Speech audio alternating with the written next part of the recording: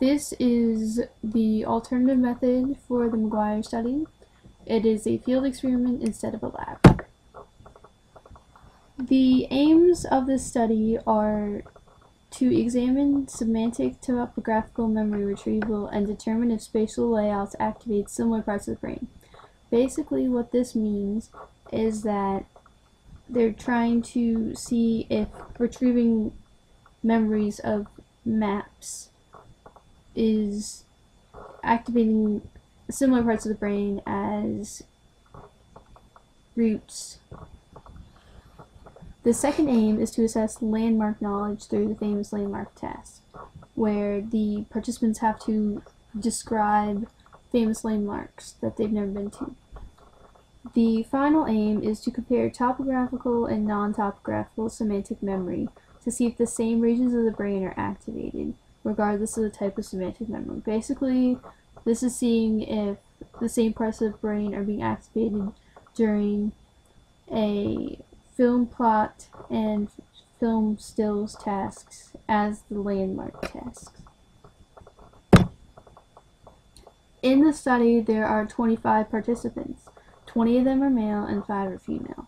They're all right-handed taxicab drivers from London, and they've all had 3 years driving experience as taxicab drivers. They all passed a knowledge test, which is required to be a taxicab driver in London, and they gave right to consent when they were recruited from a magazine ad and filled out a questionnaire discussing what famous landmarks they've never visited and what familiar films they have seen. The study is to be completed inside the taxicab of a participant, and they will be hooked up to a PET scanner that's portable while they are sitting in the driver's seat, and they will be driving through the streets of London in routes that they would normally do when they are on the job. They will complete the landmarks, routes, and film plots task while they're inside the taxicab, and they will complete the film frames task when they're in a movie theater viewing stills from the movies after completing the other tasks, or between the tasks depending on the way the tasks are counterbalanced. The task will take about 2 hours, and each participant will be individually assessed one at a time in the taxicab. There will be 2 experimenters who will be observing the participants during the study for inter-rater reliability. There are 5 tasks that the participants are expected to complete. One is a baseline task for comparison, and the other 4 tasks are to test the aims of the study. The baseline task is a speech output task where basically the participants have to repeat 4-digit numbers. The 4 experimental tasks are topographical and sequencing, or not topographical but sequencing, or topographical but not sequencing, or not topographical and not sequencing. The route task, which is both topographical and sequencing, is a task where the participants have to describe the route they have to take to get to a destination while they're driving taxicab.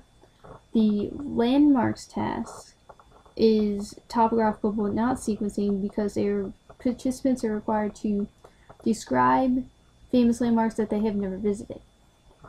The film plots task is sequencing but not topographical, and the participants have to describe the plot of different famous films. The film frame task is neither sequencing nor topographical, and the participants must describe what is going on in a particular still from a movie and who is in the scene. The participants will enter the taxicab and be hooked up to the PET scanner. They will complete the tasks, and they will be repeated twice and counterbalanced within and between participants. The experimenters examine the PET scans to see which parts of the brain were activated during each task. There is qualitative and quantitative data in the study. The quantitative data is the duration of the speech for each task, and the qualitative data is the parts of the brain being activated during each task.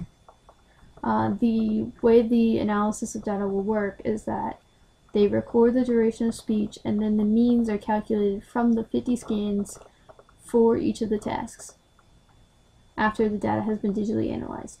The comparison of the brain activation between the experimental task and the baseline task makes it easier to see what parts of the brain are supporting each specific task. The strengths of the practical issues of the study is that there's high ecological validity. The route task will be completed in a taxi cab, and the film frame task is completed in the theater, meaning that the study will be taking place in a more real-life situation. It can also be generalized because there's a larger sample of 25 participants instead of 11, and 5 of them are female when the last study there was no females. There is reliability because the 2 experimenters are used for inter-rater reliability, and tasks are counterbalanced between and within participants.